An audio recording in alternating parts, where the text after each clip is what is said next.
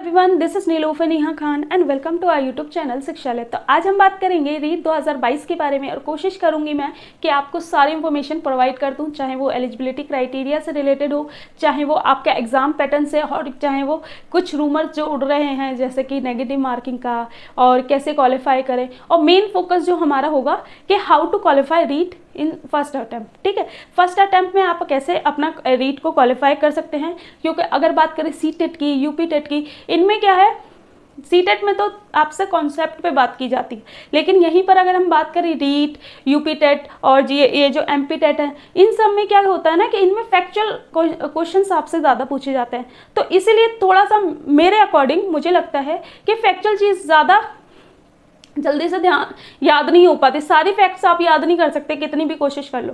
ठीक है, तो यहाँ पर हेल्प क्या करते हैं हमारे प्रीवियस ईयर। अगर आप प्रीवियस ईयर को ध्यान से देखोगे तो प्रीवियस ईयर एक ऐसा एक ऐसी चाबी है ना जो आपको थोड़ा टाइम तो लेगी एनालिसिस करने में, लेकिन अगर आपने ठीक से एनालिसिस कर लिया तो बच्चे ऐसे भी हैं जिन्होंने 150 में से 140 मार्क्स भी लेके आए, तो वो उनका जो एक एनालिसिस था वो स्ट्रॉन्ग था।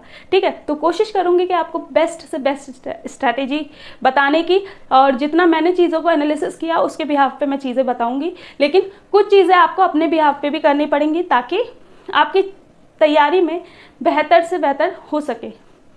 तो सबसे पहले अगर हम बात करें तो जैसे सीटेट एग्जामिनेशन होता है आपका, ऐसे ही टीचर एलिजिबिलिटी टेस्ट होता है ये राजस्थान में, और ये भी 2 लेवल में होता है। अभी तक बात की जा रही है 3rd लेवल की भी, लेकिन अभी तक नहीं बात हुई है उस पर। ठीक है, तो पहला आपका होता है प्राइमरी लेवल, दूसरा होता है आपका जूनियर लेवल। ठीक है, तो प्राइमरी लेवल में जब बात करें तो यहाँ से 1st टू 5th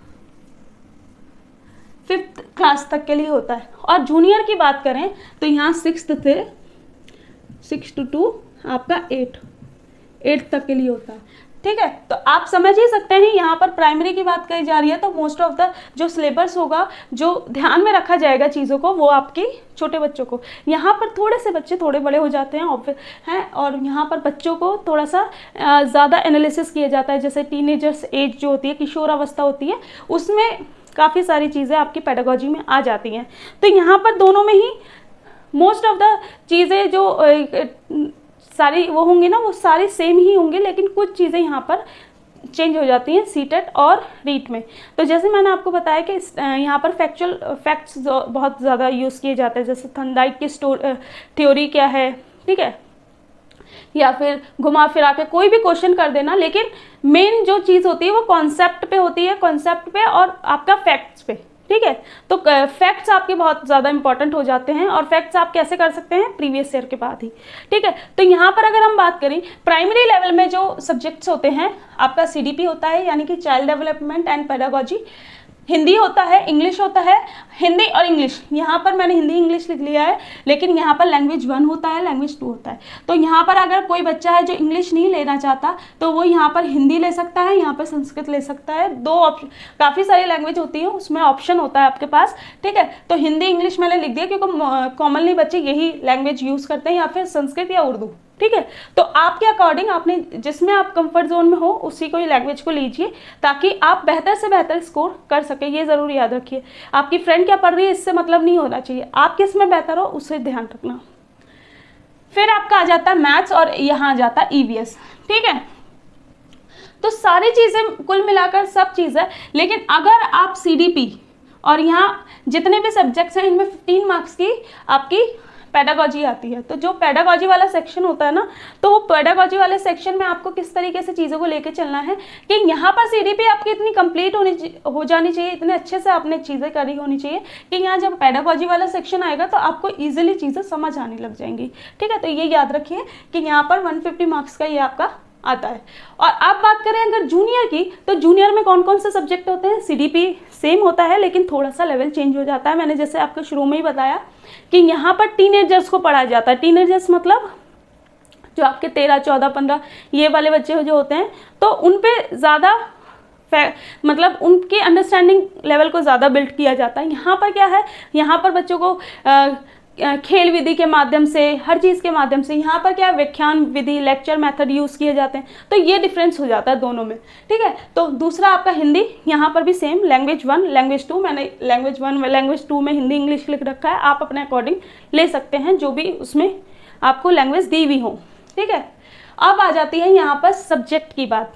तो सब्जेक्ट में या तो आपके पास एसएसटी हो सकता है, एसएसटी मतलब सामाजिक विज्ञान, या फिर आपके पास गणित और विज्ञान हो सकता है, ठीक है। गणित और विज्ञान वाले छात्र जो स्टूडेंट्स होंगे वो क्या करेंगे, वो स्टेट बोर्ड की अपनी मैथ्स की और साइंस की बुक्स को रीड आउट करेंगे। यहीं अगर एसएसटी की बात करें तो एसएसटी में आप अपने स्टेट बोर्ड की जो बुक्स होती हैं आपकी, उन्हें पढ़ेंगे, ठीक है। अब दूसरी चीज़ अगर हम बात करें तो टाइम आपको मिलता है 150 मिनट्स, ठीक है। क्वेश्चन भी आपको 150 मिलते हैं, तो टाइम मैनेजमेंट आपके लिए बहुत ज़रूरी है। 1 मिनट एक क्वेश्चन के लिए मिलता है, लेकिन यहाँ पर एक बात और है कि आपको एग्ज़ाम हॉल का प्रेशर ही ऐसा होता है कि उस आधे घंटे को तो आप ये मानिए कि 10 मिनट तो आपको सिर्फ और सिर्फ सेट होने में लग जाते हैं, अपने माइंड को इंस्ट्रक्शन देने में लग जाते हैं, ठीक है। तो ये ज़रूर याद रखिए कि आप अगर घर में तैयारी कर रहे हैं, सेल्फ स्टडी कर रहे हैं, तो आपकी तैयारी इस तरीके से होनी चाहिए कि आपका घर में जो भी आप एग्ज़ाम मॉक टेस्ट देंगे तो ये 150 मिनट्स नहीं होने चाहिए, 120 मिनट्स होने चाहिए, ठीक है।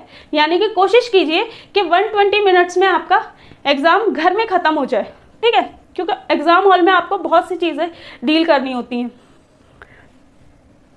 अब बात करें सिलेबस की, तो काफ़ी रूमर्स उड़ रहे हैं कि सिलेबस चेंज हो चुका है, तो सिलेबस इसका नहीं चेंज हुआ है। पहले क्या हुआ करता था कि रीट आपने रीट क्वालिफाइड किया और जो आपका मार्क्स के अकॉर्डिंग आपकी मेरिट बन जाती थी, उसके अकॉर्डिंग आपको सिलेक्शन मिल जाता था। लेकिन अब क्या है, अब क्वालिफाइड कैटेगरी हो चुका है, यानी कि जैसे सीटेट होता है ना, सीटेट सिर्फ आप एक पात्रता मिल गई है आपको कि आप टीचर बनने के लिए एलिजिबल हो, तो ये भी इस तरीके का हो चुका है, ठीक है। तो यहाँ पर क्या है कि सिलेबस पहले ही जैसा सेम है, लेकिन यहाँ पर आप क्या है, क्वालिफाइंग है। क्वालिफाइंग का मतलब कि आप इसे क्वालिफाई करो तब आप मुख्य परीक्षा के लिए एलिजिबल होते हो। मुख्य परीक्षा क्या है कि जैसे सुपर टेट है, डीएसएसबी का टीजीटी पीआरटी का एग्ज़ाम होता है, इस तरीके की मुख्य परीक्षा होगी जॉब के लिए अलग। और वहाँ पर जो एक चीज़ है मेन जो मुझे काफ़ी अजीब लगी, क्योंकि यहाँ पर नेगेटिव मार्किंग के साथ 1/3 नेगेटिव मार्किंग इन्होंने करी है, ठीक है। ये रीट की नहीं बात कर रही, मुख्य परीक्षा की बात कर रही हूँ।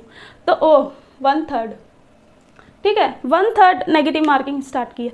तो अब अगर ध्यान से देखिए कि अगर आप इस सारी चीज़ों को ढंग से कर लेते हैं तो यहाँ पर आप क्या होगा ना, जो मुख्य परीक्षा होगी, मुख्य परीक्षा में आपके लिए 300 नंबर का क्वेश्चन आएगा, क्वेश्चन पेपर होगा, और आपको टाइम मिलेंगे 150 मिनट्स यानी कि 2.5 घंटा, ठीक है। तो ऑब्वियस ही बात है, आपकी स्पीड भी मैटर करती है, आपका टाइम मैनेजमेंट भी मैटर करता है, और आपकी तैयारी भी मैटर करती है, ठीक है।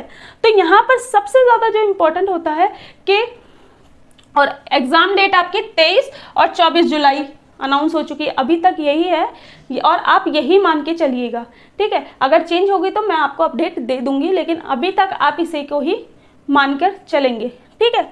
अब बात कर लेते हैं, सिलेबस आपका सेम है और आप पढ़ाई कहाँ से, बुक्स कौन सी, तो मैं अगर बताऊं जितने भी स्टेट वैकेंसी के एग्ज़ाम्स होते हैं उनमें बहुत इम्पॉर्टेंट रोल होता है आपका जो स्टेट बुक्स का, ठीक है, बहुत इंपॉर्टेंट रोल होता है, ठीक है। हर जगह एनसीईआरटी यूज़फुल नहीं होती, मैं मानती हूँ एनसीईआरटी बहुत अच्छी अंडरस्टैंडिंग बना देती है, लेकिन जैसे मैंने आपको शुरू में ही बताया था कि एनसीईआरटी काम करती है आपकी अंडरस्टैंडिंग पे, लेकिन जो स्टेट बुक्स होती हैं ना उनमें फैक्ट्स बहुत ज़्यादा दिए जाते हैं। तो यहाँ पर भी आप कौन सी बुक्स लेंगे, स्टेट्स की बुक्स लेंगे जो आपकी है आरबीएससी की, ठीक है, जो आपकी बुक्स है, ठीक है। और अगर हम बात करें रीट कैसे क्वालिफाई करना है, कैसे फर्स्ट अटेम्प्ट में, तो कुछ चीज़ें आपके टिप्स पे होनी चाहिए। पहली चीज़, अभी तक आपने एग्ज़ाम भर ही दिया होगा, फॉर्म भर ही दिया होगा, एग्ज़ाम फॉर्म, ठीक है। तो अब आपके पास, मैं मानती हूँ, मैं सोचती हूँ कि आप लोगों के पास प्रॉपर सिलेबस होगा, लेकिन अगर नहीं है तो सबसे बड़ी गलती आप यही करेंगे कि आपके पास प्रॉपर सिलेबस होना चाहिए, ठीक है। प्रॉपर सिलेबस, यानी कि आपके टिप्स पे होना चाहिए सिलेबस में क्या क्या आ रहा है, ये जरूर याद रखिएगा। क्योंकि अगर आपको मुख्य परीक्षा पास करनी है तो यहाँ पर आपको अच्छा परफॉर्म करना ही पड़ेगा एनी हाउ, ठीक है। पहला आपका सिलेबस, दूसरा आपका होता है PYQs। PYQs में इसलिए इतना फोकस देती हूँ कि जैसे मैंने आपको बताया कि यहाँ पर फैक्ट्स बहुत ज़्यादा पूछे जाते हैं। तो जब आप PYQs देखोगे तो आपको कई ऐसे टॉपिक्स मिलेंगे ना जो हर बार रिपीट हो रहे हैं, ठीक है। तो उन टॉपिक्स को नोट कीजिए। जब आप नोट कर लोगे ना तो आपके सिलेबस का जो आधा हिस्सा है ना वो वैसे ही एलिमिनेट हो जाएगा, ठीक है।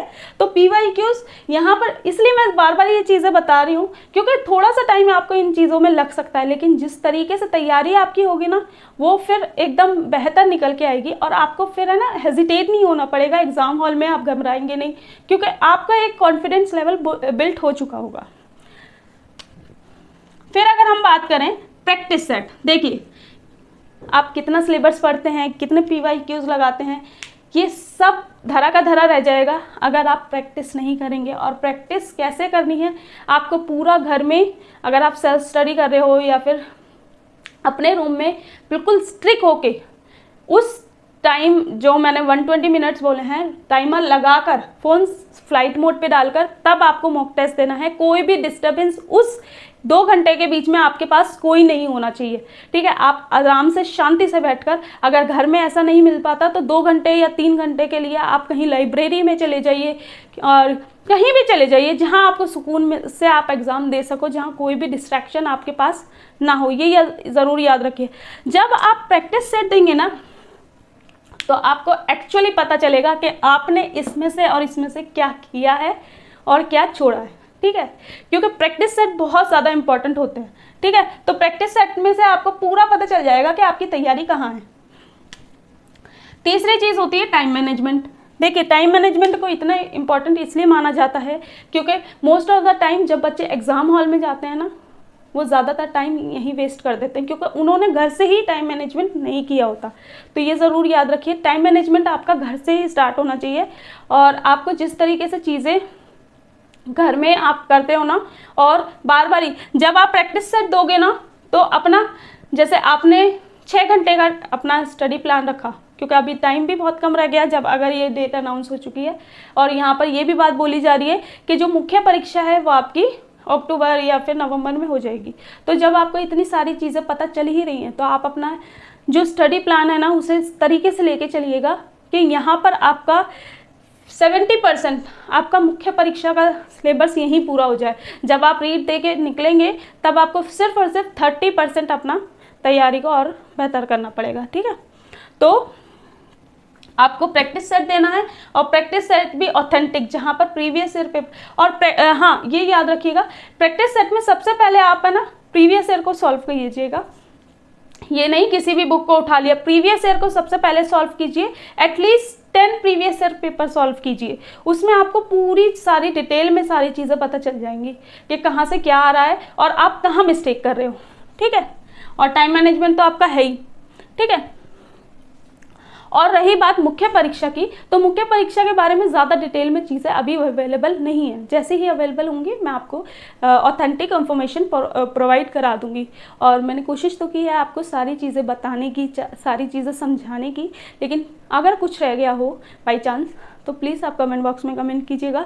और बुक्स में बार बार ही आपको बोल रही हूँ कि जो स्टेट्स की जो बुक्स होती है ना, स्टेट गवर्नमेंट की जो बुक्स होती हैं उन्हें ज़रूर प्रेफरेंस पे रखिएगा, क्योंकि उनसे ज़्यादा ऑथेंटिक मटेरियल आपको कहीं नहीं मिल सकता, ठीक है। तो यहाँ ये वीडियो हमारी ख़त्म होती है। वीडियो अच्छी लगी हो तो प्लीज़ लाइक एंड शेयर कीजिएगा, और नए हो तो चैनल को सब्सक्राइब ज़रूर करें और वीडियो को लाइक एंड शेयर ज़रूर करें। Thank you for watching.